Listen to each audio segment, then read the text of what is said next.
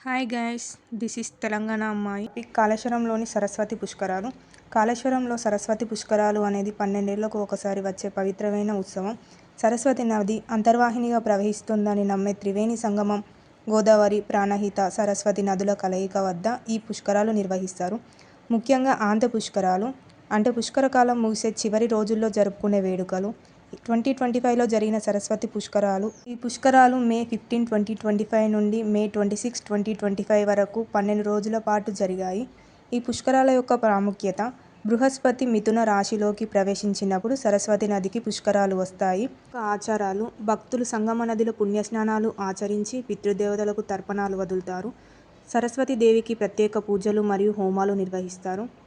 తెలంగాణ రాష్ట్రం ఏర్పడిన తర్వాత కాళేశ్వరంలో జరిగిన మొట్టమొదటి సరస్వతి పుష్కరాలు ఇవి. కాళేశ్వర క్షేత్రం దక్షిణ కాశీగా ప్రసిద్ధి చెందింది. ఇక్కడ ఒకే పానపట్టంపై 2 లింగాలు ఉంటాయి.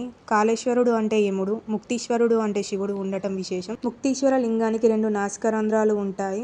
అభిషేకం చేసిన నీరు ఆ రంధ్రాల ద్వారా పాతాళంలోకి వెళ్లి అంతర్వాహిని అయిన సరస్వతి నదిలో కలుస్తుంది. పుష్కరాల కోసం ప్రభుత్వం సుమారు 40 కోట్లు ఖర్చు చేసింది. భక్తుల సౌకర్యం 17 అడుగుల ఏకశిల సరస్వతి విగ్రహాన్ని కొత్తగా నిర్మించిన సరస్వతి ఘాట్ వద్ద ప్రతిష్ఠించారు. ఈ సంగమం అంటే గోదావరి, ప్రాణహిత నదులతో పాటు అంతర్వాహినిగా ప్రవహించే సరస్వతి నది ఇక్కడ కలుస్తాయి.